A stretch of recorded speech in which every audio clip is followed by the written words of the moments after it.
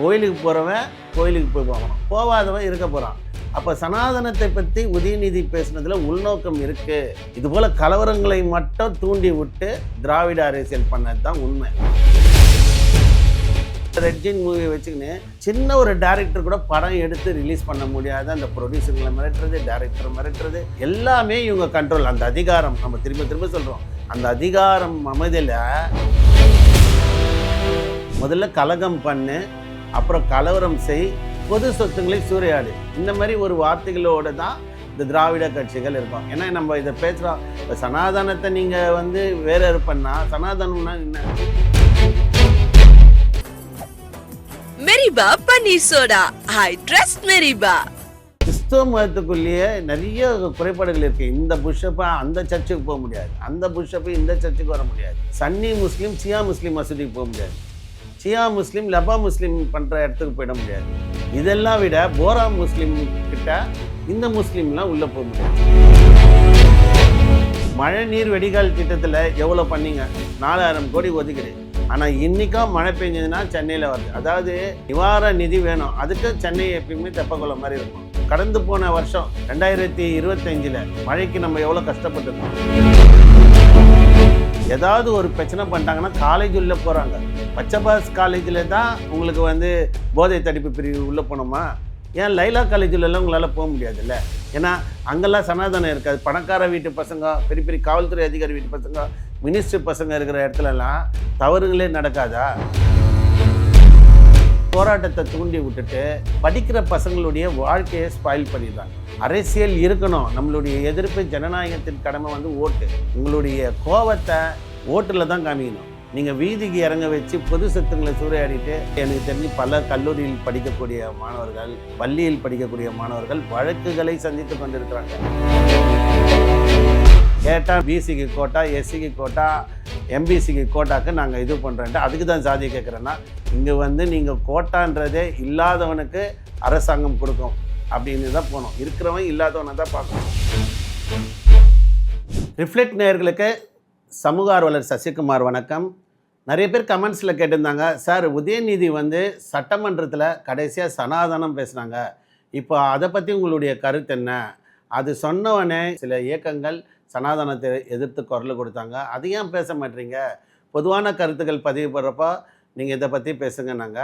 ஏன் இந்த உதயநிதி சனாதானம் என்ற வார்த்தையை சொல்லி முடித்தாருன்னா, இப்போ சட்டமன்றத்தில் மக்களுக்கு தேவையான ஒரு விஷயமா இந்த அரசாங்கம் கொண்டுன்னு போகிறப்ப, இந்த அட்மினிஸ்ட்ரேஷனில் இவங்க 5 வருஷமாக என்னெல்லாம் பண்ணாங்க அப்படின்னு இன்னொரு அரசாங்கம், அதாவது இவ்வளோ நாள் ஆண்டு கொண்டிருந்த இந்த இரு திராவிட கட்சிக்கு மாறா இன்னொருத்தவங்க வராங்க வச்சுக்கோங்களேன், அவங்க அந்த அட்மினிஸ்ட்ரேஷனில் வேலை செய்யணும். அப்படி வேலை செஞ்சாங்கன்னா நிறைய பிரச்சனைகள், இவங்க பண்ண விஷயங்கள் எல்லாமே இப்போ பார்த்திங்கன்னா கழிப்பிடம்ன்றது ஒரு பொதுவான விஷயம். எங்கே பார்த்தாலும் இந்த கழிப்பிடத்தில் மிகப்பெரிய ஊழல், மெகா ஊழல் நடந்திருக்கு. அதே பார்த்திங்கன்னா மெரினா கடற்கரையில் அத்துமீறி இந்த 2 வீலர் பார்க்கிங், அதாவது ஃபஸ்ட்டெல்லாம் ஒரு காருக்கு தான் பார்க்கிங் இருந்தது. புதுசாக இந்த ஆட்சி வந்தோடனே காற்று வாங்க போனால் கூட நீங்கள் காசு கொடுக்கணும்டா அப்படின்ற மாதிரி இருந்தது. அதுக்கப்புறம் பார்த்திங்கன்னா இந்த கிரானைட், அதுக்கப்புறம் பார்த்திங்கன்னா மணல் கொள்ளை, அதுக்கப்புறம் பார்த்திங்கன்னா இந்த 10 ரூபா டாஸ்மார்க்கில், இந்த மாதிரி அடிக்கிட்டே இருக்க போனாங்க. கவர்மெண்ட்டுடைய நிலங்கள் நிறைய இந்த தாசில்தாரில் வச்சு நிறைய முறைகேடுகள் பண்ணிக்கிறாங்க. எல்லா மாவட்டத்துலேயும் பார்த்திங்கன்னா, இப்போ நான் சென்னையிலே சொல்கிறேங்களேன், மயிலாப்பூரில் கிட்டத்தட்ட ஒரு 15 கிரவுண்டு இடத்த சர்க்கார் பரம்புக்கு எடுத்து வக்போர்டு கொடுத்துருக்காங்க. அதுக்கான டீட்டெயில்ஸ்லாம் இருக்குது. அதுக்காக நீதிமன்றத்திலே உத்தரவு போடுறாங்க. என்ன போடுறாங்க? நீதிமன்றத்தில் இது அப்ரூவ் படுத்தி அரசாங்கம் கையில் எடுக்கணும்னு சொல்லியிருக்காங்க. என்ன பார்த்தீங்கன்னா, இப்போது நேர்மையான ஒரு ஆட்சி யாருன்னா பண்ணுறாங்கன்னாங்கன்னா, சர்க்காருடைய அரசாங்க நிலத்தை பயங்கரமாக மீட்டலாம். இப்போ இவர் அமைச்சர் சேகர்பாபு சொன்னார், நாங்கள் கோயில் இடத்தெல்லாம் மீட்டோம்னாரு. அந்த மாதிரி கோயில் இடத்த மீட்டினீங்க ஒரு பக்கம் இருக்கட்டும், அரசாங்கத்து இடமே பல பேர் ஆக்கிரமிச்சிருக்காங்க. இந்த பக்கம் நீங்கள் சென்னை நம்ம மெட்ரோ வாட்டர் இருக்குல்ல, ஐநாவரத்தில், அந்த நியூஆடி ரோடு உள்ளே போனீங்கன்னா கிட்டத்தட்ட ஒரு 60-70 கோடி ரூபாய்க்கு மேலே சர்க்காருடைய இடங்கள் இருக்குது. இப்போ அந்த மாதிரி இடத்த டீட்டெயிலான விஷயத்த அரசு கவனம் செலுத்தணும். இந்த அரசை ரன் பண்ணக்கூடாது, ஏதாவது ஒன்று சொல்லி கலவரம் பண்ணணும் அப்படின்ற வார்த்தைக்காக தான் இந்துத்துவ அமைப்பெல்லாம் போராடும். நாட்டில் வந்து டைவர்ஷன் டைவர்ஷன்ன்ற மாதிரி அவர் அந்த வார்த்தை சொன்னோடனே உடனே பிஜேபி ஆர்எஸ்எஸ் இந்து முன்னணியில் இருக்கிறவங்க எல்லாருமே உதயநிதியை கண்டித்து நீங்கள் பார்த்துருப்பீங்க. இந்த மாதிரி ஒரு விஷயத்துக்கு தான் பண்ணுவாங்க. கலகம் செய், அதாவது முதல்ல கலகம் பண்ணு, அப்புறம் கலவரம் செய், பொது சொத்துக்களை சூறையாடு. இந்த மாதிரி ஒரு வார்த்தைகளோடு தான் இந்த திராவிட கட்சிகள் இருக்கும். ஏன்னா நம்ம இதை பேசுகிறோம். இப்போ சனாதனத்தை நீங்கள் வந்து வேறு பண்ணால், சனாதனம்னா என்ன? ஒரு இந்து மதத்தின் வாழ்வியல் முறை, அதுக்குள்ளே 1008 பிரிவு இருக்குது. அப்போ சனாதனத்துக்குள்ளே மட்டும், ஒரு இந்து மதத்துக்குள்ளே மட்டும்தான் சாதின்றது இருக்கா? நம்ம வந்து சாதி மதங்களை கடந்து இப்போ நேர்மையான முறையில் நம்ம பேசுகிறோம். சனாதனம்னா ஒரு இந்து மதம், இந்து மதத்துக்குள்ளே 1008 மதமே இருக்குது. ஜெயினிசம் இந்து மதத்தில் தான் இருக்குது. அந்த மாதிரி ஒரு 4-5 மதம் இந்து மதத்துக்குள்ளே இருக்குது. அப்போ இந்து மதத்துக்குள்ளே நிறைய பிரிவுகள் இருக்குது. அந்த பிரிவுகளுக்குள்ளே யாருமே ஒற்றுமையாக இருக்கவும் முடியாது. அப்போது வெறும் இந்து மதத்தில் தான் சாதி இருக்குன்னா, அப்போ கிறிஸ்டின் அவர் சொன்னார் இல்லை உதயநிதி, நானும் ஒரு கிறிஸ்துவன் தானர்ல. அப்போது கிறிஸ்துவ மதத்துக்குள்ளே பெந்தகோஸ் இருக்குது, சிஎஸ்ஐ இருக்குது, ஆர்சி இருக்குது. அப்போது கிறிஸ்துவ மதத்துலேயும் பிரிவினை இருக்குது, இல்லாமல் இல்லை. பெந்தகோஸ் சர்ச்சில் ஆர்சி போக முடியாது. சாதாரணமாக நம்மளை தேடின்னு நிறைய பேர் வந்து, அண்ணா நாங்கள் 2 பேர் லவ் பண்ணிட்டோம், கல்யாணம் பண்ணுங்க அப்படி சொல்கிறோன்னே நம்ம என்ன பண்ணுறோம், சரி ஒரு கிறிஸ்டின் கூட வந்தாங்கன்னா பெசன் நகரில் எட்டுன்னு போய் கல்யாணம் பண்ணுறோம். பெசன் நகரில் உள்ளே சேர்க்க மாட்டோம். இங்கே வந்து பார்ப்பனிசம் பேசுகிறாங்க. பெசன் நகரில் பார்த்தீங்கன்னா ஆர்சிஐ தவிர சர்ச்சுக்குள்ளே போய் சாதாரண ஒரு ஹவுசிங் போர்டில் இருக்கிற பையன் கல்யாணம் பண்ண முடியல. கொடிமரத்தாண்ட போன்ட்டு தெருத்துறாரு. எங்களெல்லாம் நாங்கள் வந்து ஒரு லவர்ஸ் எல்லாம் இட்டுன்னு போகிறப்போ நாயை வெட்டுற மாதிரி தெருத்துறாங்க. போங்க அங்கே போய் கல்யாணம் பண்ணிவிட்டு அப்படியே சாப்பிட்டு அப்படியே ஓடுங்கன்றாங்க. அப்போ இங்கே வந்து கேஸ்ட் சம்மந்தமாக அந்தந்த பிரிவு சர்ச்சில் தான் போனோம். கிறிஸ்டினில் வந்து இப்போ நடிகர் ராஜேஷ் கூட பாருங்கள், 20 வருஷத்துக்கு மேலே அவர் மனைவி பக்கத்தில் அவர் செத்தவனே போதுங்கன்னு சுடுகாட்டுக்கு வரி கட்டினார். இதுதான் பகுத்தறிவா இருக்கா இல்லைங்களா? கிறிஸ்தவ மதத்துக்குள்ளேயே நிறைய குறைபாடுகள் இருக்குது. இந்த பிஷப்பை அந்த சர்ச்சுக்கு போக முடியாது, அந்த பிஷப்பு இந்த சர்ச்சுக்கு வர முடியாது. அப்போது எல்லா மதத்துக்குள்ளேயும் இருக்குது. இப்போ உதாரணத்துக்கு முஸ்லீம் மதம் கூட எடுத்துக்கோங்களேன். முஸ்லீம் மசூதிக்குள்ளே ஒரு ஆணும் பெண்ணும் போய் தொழுகை நடத்த முடியாது. நம்மலாம் பாருங்கள், ஒரு இந்து கோயிலுக்கு போனீங்கன்னா எல்லாரும் கூட்டமாக இருப்பாங்க. ஒரு சர்ச்சில் போய் பாருங்கள், எல்லாரும் கூட்டமாக இருப்பாங்க. ஆனால் முஸ்லீம்ஸில் பெண்களுக்கு உரிமை மறுக்கப்படுது. ஆண்கள் போய் தொழுகை நடத்துகிற இடத்துல பெண்கள் உள்ளே போக முடியாது. சரி, அதை விட்டுருங்க. சன்னி முஸ்லீம் சியா முஸ்லீம் மசூதிக்கு போக முடியாது. சியா முஸ்லீம் லபா முஸ்லீம் பண்ணுற இடத்துக்கு போயிட முடியாது. இதெல்லாம் விட போரா முஸ்லீம் கிட்ட இந்த முஸ்லீம்லாம் உள்ளே போக முடியாது. சமீபத்தில் நம்ம மண்ணடியில் பார்த்தேன் ஒரு நிகழ்ச்சியில், போரா முஸ்லீம் உலகம் ஃபுல்லாக இருக்கவங்க ஒரு 40க்கும் மேற்பட்ட நாட்டிலேருந்து வந்தாங்க. இந்த இடத்துல இந்தியன் முஸ்லீமே அலோட் பண்ணல. பச்சை தண்ணி கூட கொடுக்கல. ஒரு வேளை சோறு விட்டுருங்க, பச்சை தண்ணி. நீங்கள் இப்போ கூட நம்மளனா மண்ணடியில் போயிட்டு போரா முஸ்லீம் வாழக்கூடிய பகுதியில் யாருன்னா போய் தண்ணி கூட கேளுங்க, தரமாட்டாங்க. அப்போது எல்லா மதத்துக்குள்ளே பிரிவினை இருக்குது. இந்த பிரிவினையை பேசி நம்மளுக்கு என்ன பயன்? கோயிலுக்கு போகிறவன் கோயிலுக்கு போய் போகிறான், போகாதவன் இருக்க போகிறான். அப்போ சனாதனத்தை பற்றி உதயநிதி பேசுனதில் உள்நோக்கம் இருக்குது. இதுபோல் கலவரங்களை மட்டும் தூண்டி விட்டு திராவிட அரசியல் பண்ணது தான் உண்மை. இங்கே சாமி கும்பிட்றவன் கும்பிடாதவன்லாம் பிரச்சனை இல்லை. இங்கே சாமி கும்பிடாதவன்ட்டு சொல்லக்கூடிய திக கட்சி கிறிஸ்துவ மதத்தை திட்டமாட்டுறான், இஸ்லாத் மதத்தை திட்டமாட்டுறான், வெறும் இந்து மதத்தை திட்டுறப்போ நாட்டில் ஒரு மத உணர்வை தூண்டுறப்போ அது பிரச்சனை ஆகுது. அது பிரச்சனை ஆகிறப்போ இவங்க கொள்ளடிச்சாங்க பார்த்தீங்களா, எல்லாம் நம்ம சொல்கிறது. இந்த கழிப்பிடத்தில், டெண்டரில், முறைகேட்டில். இப்போது மாண்புமிகு தமிழக முதலமைச்சர் டிவிக்கில் வந்து விஜய் வந்திருக்காரு. நிறைய டெண்டரை 2000க்கும் மேற்பட்ட டெண்டருங்களை கேன்சல் பண்ணிக்கிறார். எதுக்கு? ஒரு டெண்டர் எடுக்கணுன்னா கூட இத்தனை % கமிஷனு. சாதாரணமாக போய் டெண்டர் எடுத்துட முடியாது. அதேமாரி இப்போது சினிமா துறையுடைய கோரிக்கை 5 இது பார்த்துக்கலாம் படம் ஷோ. முதல்ல 4 இருந்தது சினிமா துறையுடைய உதவி. யார் வேணாலும் இப்போ 4 இயக்குனரில் சின்ன சின்ன பசங்க டைரக்டர் பண்ணுற பசங்க வராங்க. அந்த பசங்க இன்றைக்கி தைரியமாக ப்ரொடக்ஷன் பண்ணலாம். முதல்ல இவங்க கண்ட்ரோலில் ரெட்ஜின் மூவியை வச்சுக்கின்னு சின்ன ஒரு டைரக்டர் கூட படம் எடுத்து ரிலீஸ் பண்ண முடியாத அந்த ப்ரொடியூசர்களை மிரட்டுறது, டைரக்டர் மிரட்டுறது, எல்லாமே இவங்க கண்ட்ரோல். அந்த அதிகாரம் நம்ம திரும்ப திரும்ப சொல்கிறோம், அந்த அதிகாரம் அமைதியில் எந்த துறையிலையும் வேலை செய்யலை. நீங்கள் சனாதனத்தை எதிர்க்கிறேன், நானும் எதிர்க்க, வாங்க போகலாம். ரிஜிஸ்டர் ஆஃபீஸில் நல்ல நாள் அப்போது காசு வாங்குறீங்கல்ல 2 சார்ஜ், அப்போ சனாதனத்தை எதிர்க்க முடியாதா? ஒரு ரிஜிஸ்டர் ஆஃபீஸில் நல்ல நாளில் ரிஜிஸ்டர் பண்ண சார்ஜஸ், அப்போ பணன்றப்ப சனாதனத்தை எதிர்க்க முடியலையா? இவங்க ஆட்சியில் நல்ல நாள் கெட்ட நாள்லாம் கிடையாது, சனி முடித்த நாளில் கூட எது வேணாலும் நடக்கட்டும் அப்படி சொல்லலையே. அப்போ நல்ல நாளுக்கு ரிஜிஸ்டர் ஆஃபீஸில் எக்ஸ்ட்ரா சார்ஜஸ் வாங்குறாங்க. ஆன்லைனில் முன்பதிவு இந்த டைமு இந்த நேரத்தில் பண்ணுறதுக்கு எக்ஸ்ட்ரா காசு. இப்போது சனாதனத்தை எதிர்க்கிற நீங்கள் ஹெச்ஆர்சியில் கார் சொகுசாக நீங்கள் போகிறது அப்போ தெரியலிங்களா? அப்போ என்னென்னா, ஒரே ஒரு மதத்தை இழிவாக பேசினா மிஷினரிகள் மூலம் வரக்கூடிய பணத்தில் சொகுசாக வாழலாம்.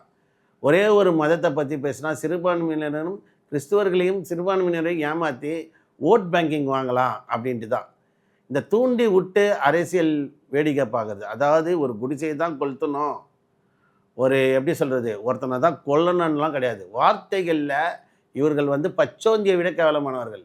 வார்த்தைகளில் அணுகுண்டை வச்சு சுற்றுவாங்க. எதனா ஒன்று சொல்லி அதுலேருந்து வர ஆதாயம் என்னென்னா மோதல்களை உருவாக்கி அதுலேருந்து வந்து இப்போ பிரச்சனையை க்ரியேட் பண்ணிப்பாங்க. இவங்களுடைய 30-40 வருஷத்துக்கு முன்னாடி இவங்களுடைய அதாவது கலைஞருடைய வருமானம்லாம் எப்படி வந்தது நீங்கள் பார்த்தீங்க?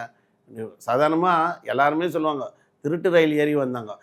திருட்டு ரயில் ஏறி வந்த குடும்பத்துக்கே கிட்டத்தட்ட 300-400 தலைமுறைக்கு சொத்து எப்படி வந்தது? இந்த சனாதனத்தை எதிர்த்து பேசினதால தானே வந்தது. அந்த சனாதனத்தை எதிர்த்து பேசி மிஷினரிகள் மூலம் வரக்கூடிய பணத்தில் பண்ணீங்க. இன்றைக்கி சாதாரண நீங்கள் பாருங்கள், இந்த சென்னையில் பாருங்கள், எங்கே போவீங்க, சென்னையில் 200 வார்டில் கார்பரேஷன் இடத்துல சர்ச்சுங்க எவ்வளோ கட்ட விட்டுருக்கீங்க, இந்து கோயிலுங்க எவ்வளோ கட்ட விட்டுக்கிறீங்க, எல்லா மதத்தையும் தான் நம்ம சொல்கிறோம், எல்லாமே கட்ட விட்டீங்க. அப்போ காசு வாங்காமையே கட்டிட்டீங்க. ஒரு ஏஐ எவ்வளோ காசு வாங்கியிருக்காரு தெரியுங்களா? இப்போ ஒன்றே வேணாம், ரிப்பன் பில்டிங்லேருந்து 1 கிலோமீட்டர் 58வது வார்டு, அந்த 58வது வார்டு சூளை பஸ் ஸ்டாண்டில் ஒரு பம்பிங் ஸ்டேஷன் மாதிரி ஒன்று ரெடி பண்ணுறோன்னு சொல்லிவிட்டு ஒரு சில லட்சங்கள் மேலே இல்லை கோடிங்களுக்கு அந்த டெண்டரை பண்ணிவிட்டு இன்னைய வரைக்கும் சும்மா இருக்குது, அது யூஸ் ஆகலை. ஒரு மழை பெஞ்சா மழை நீர் வடிகால் திட்டத்தில் எவ்வளோ பண்ணீங்க? 4000 கோடி ஒதுக்கிடு. ஆனால் இன்றைக்கும் மழை பெஞ்சதுன்னா சென்னையில் வருது. அதாவது நிதி வேணும், இவங்களுக்கு நிவாரண நிதி வேணும். அதுக்கு சென்னை எப்பயுமே தெப்பக்குள மாதிரி இருக்கணும். இப்போ கடந்து போன வருஷம் 2025 மழைக்கு நம்ம எவ்வளோ கஷ்டப்பட்டுருந்தோம். அதாவது இவங்க ஆட்சி போனவொடனே இவங்க காட்சிகள் மாறும். அதாவது எதிர்க்கட்சியாக இருக்கிறப்போ ஒன்று, இந்த கோவலன் போன்ற ஆட்களை இன்றைக்கி ஆர்ப்பாட்டம் பண்ணுறாங்க. நான் 5 வருஷமாக என்ன பண்ணியிருந்தார் போன வருஷம்லாம்? அப்போல்லாம் வரலையா? டாஸ்மார்க்கை மூடு வரல. கள்ளக்குறிச்சியில் வந்து பார்த்திங்கன்னா இத்தனை பேர் சாராயத்தில் வந்து செத்தாங்க. அதனால் மக்கள் இது போன்ற விஷயங்களை சென்சிட்டிவாக எடுக்கக்கூடாது. என்னை பொறுத்தவரைக்கும் கேட்டிங்கன்னா இந்து முன்னணி பிஜேபி கூட இது எதிர்த்து போராடிக்கே இருக்கக்கூடாது. ஏன் போராடிக்கூடாதுன்னா, அவன் சொன்னால் சொல்லின்னு போட்டேன்ட்டு கம்முன்னு விட்டுடணும். அவர் வந்து அழிச்சிருவாரா சனாதனத்தை? நாடு முழுக்க கொந்தளிக்கணும். அது வந்து எல்லா மாநிலத்திலையும் செருப்பு கைட்டுன்னு அடிக்கணும், அந்த மாலை போடணும். இந்த விஷயத்தை வந்து நம்ம ஹைலைட் ஆகணுன்ற ஒரு நோக்கத்தில் தான் பேசுகிறாங்களே தவிர ஆக்கப்பூர்வமான விஷயம் கிடையாது. அதாவது இருமொழி கொள்கை வேணான்றாங்க. நம்மளை அடிமைப்படுத்தி வச்சுருந்த ஆங்கிலேயருடைய மொழி நம்ம ஏற்றுக்கலாம். நம்மளை அடிமைப்படுத்தி வச்ச முகலாய மன்னர், அதாவது ஆங்கிலேயர் 200 வருஷம், முகலாய மன்னர் 800 வருஷம், அதை ஏற்றுக்கலாம். ஆனால் இந்தியாவில் உள்ள ஒரு மொழியை ஏற்றுக்கூடாது, நாங்கள் இந்தியை எதிர்ப்புன்றாங்க. படிக்கிற பசங்க இது படிக்கக்கூடாது சொல்கிறதுக்கு நீங்கள் யார்? அதேமாரி பாருங்கள், பச்சபாஸ் காலேஜில் படிக்கிற பசங்களுக்கு ஏதாவது ஒரு பிரச்சனை பண்ணிட்டாங்கன்னா காலேஜ் உள்ளே போகிறாங்க. பச்சபாஸ் காலேஜில் தான் உங்களுக்கு வந்து போதை தடுப்பு பிரிவு உள்ளே போனோமா? பச்சபாஸ் காலேஜ் மட்டும்தான் வந்து கஞ்சாக்கு பாட்டில் கள்ளச்சந்தையில் வைக்கிற இதுக்கெல்லாம் போய் விடணும். உள்ளே போயிட்டு பசங்க கிரவுண்டுக்குள்ளெல்லாம் காவல்துறை சுற்றுறாங்க. அதுக்குள்ளே பிரச்சனை ஆனால் மட்டும் போகிறீங்க. ஏன் லைலா காலேஜிலெல்லாம் உங்களால் போக முடியாதுல்ல? ஏன்னா அங்கெல்லாம் சனாதனம் இருக்காது. பணக்கார வீட்டு பசங்க, பெரிய பெரிய காவல்துறை அதிகாரி வீட்டு பசங்க, மினிஸ்டர் பசங்க இருக்கிற இடத்துலலாம் தவறுங்களே நடக்காதா? லைலா காலேஜ் உள்ளே வந்து தவறுங்களே நடக்காதா? இப்போ அங்கே போனோன்னா மட்டும் உங்களுடைய சனாதனத்தை இது பண்ண முடியாதா? அப்போனா என்ன அர்த்தம்? இல்லாதவனுக்கு ஒரு சட்டம், இருக்கிறவனுக்கு ஒரு சட்டம் தானே பண்ணுறாங்க. இதை தான் நம்ம எதிர்க்கிறோம். ஜல்லிக்கட்டு நிகழ்வப்போ விடிய லைலா காலேஜை திறந்து வச்சுக்கின்னு இருந்தாங்க. அப்போ எந்த 2017 எந்த இதில் பண்ணியிருந்தாங்க? இப்போ அந்த கேள்வி வரும்ல.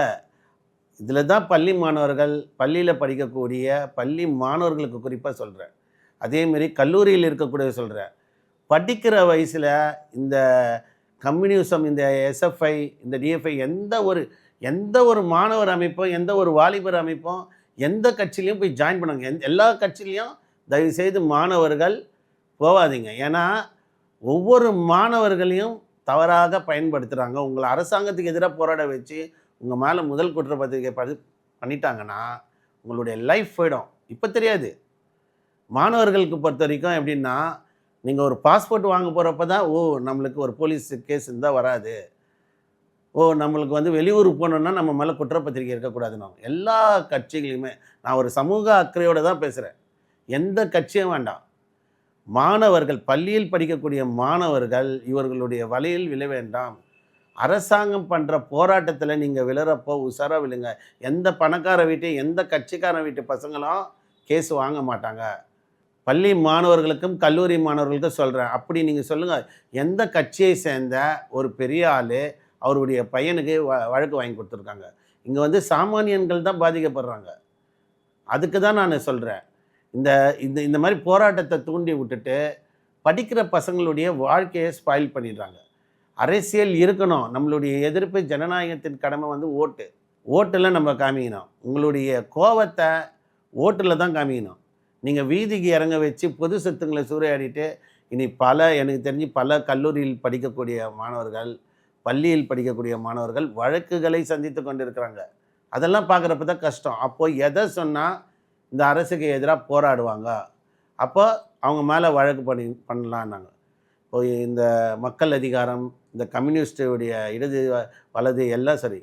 கம்யூனிஸ்ட் கட்சியில் இந்தியா முழுவதும் 25 ஆண்டுகளாக மக்களால் புறக்கணிக்கப்பட்ட கட்சி. எந்த மாநிலத்திலையும் இப்போ ஆட்சி இல்லை. அப்போ உங்கள் சித்தாந்தம் என்ன? ஜனநாயக ரீதியாக மக்கள் வந்து ஓட்டு வந்து போட போகிறாங்க.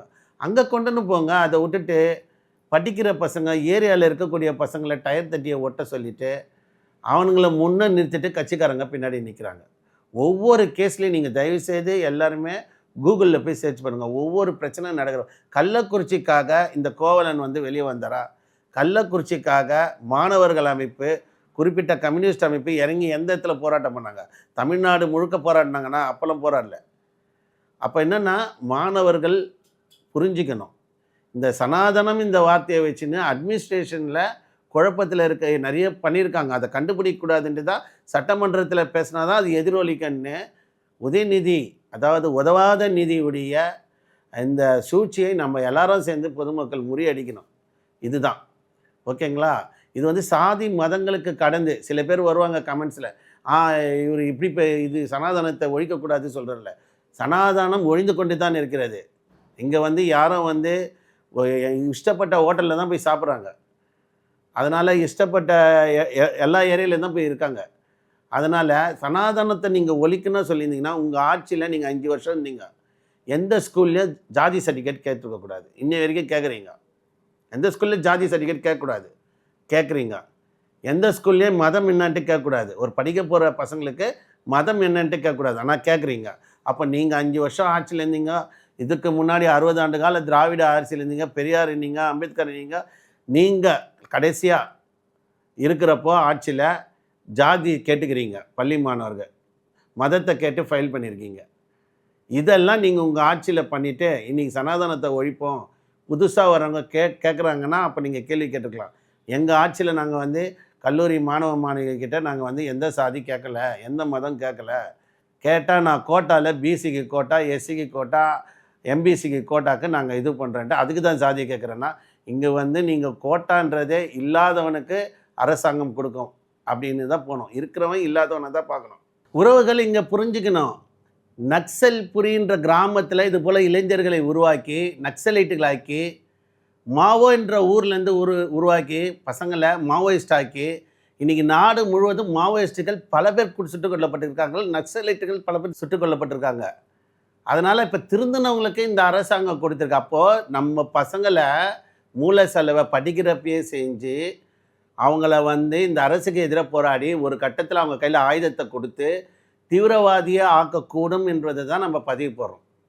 ஏன்னா நாளுக்கு நாள் அந்த மைண்டில் ஏறினே இருந்துன்னா தீவிரவாதம் என்பது தீவிரமாக ஒரு விஷயத்தை நம்ம எடுத்து அதிலேயே போகிறது தான் தீவிரவாதம். ஒவ்வொரு விஷயமும் நக்சலைட்லாம் எப்படி கடந்த காலத்தில் எவ்வளோ நக்சலைட்டுங்க செத்துருக்காங்க, எவ்வளோ மாவோயிஸ்ட்டுங்க செத்துருக்காங்கன்றதை பார்த்திங்கனாலே இதுபோல் பிரிவினையை தூண்டி இன ரீதியாக மத ரீதியாக ஜாதி ரீதியாக தோண்டி ஒவ்வொரு பள்ளி மாணவர்களையும் கல்லூரி மாணவ மாணவிகளையும் தீவிரவாதத்துக்குள்ள ஒரு சில கும்பல் எடுத்துகிட்டு போவோம். ஸோ அதனால தான் படிக்கிற பசங்க தயவு செய்து எந்த ஒரு இயக்கத்திலையும் போய் சேராமல் நீங்கள் என்ன சாதிக்கணும்னு நினைக்கிறீங்களோ அதில் ஓட்டில் பண்ணுங்கள். ஜனநாயக கடமையில் நம்ம தீர்த்துக்கலாம். அதே நேரம் நீங்கள் நல்லா படித்தா தான் உங்கள் குடும்பத்துக்கு நீங்கள் மென்மேலும் உங்கள் குடும்பம் எக்கனாமிக்கலி க்ரோத் ஆகும். படிக்கிற பசங்க இந்த மாதிரியான விஷயங்களை தவிர்த்து உங்களுடைய கனவுகளை நினைவாக்க நீங்கள் நல்லா படிக்கணும் என்பது தான் என்னுடைய கருத்து என்று சொல்லி எனக்கு வாய்ப்பு கொடுத்த ரிஃப்ளெக்ட் நேயர்களுக்கு நன்றி சொல்லி முடிச்சுக்கிறேன். வணக்கம். Meriba Paneer Soda. I trust Meriba.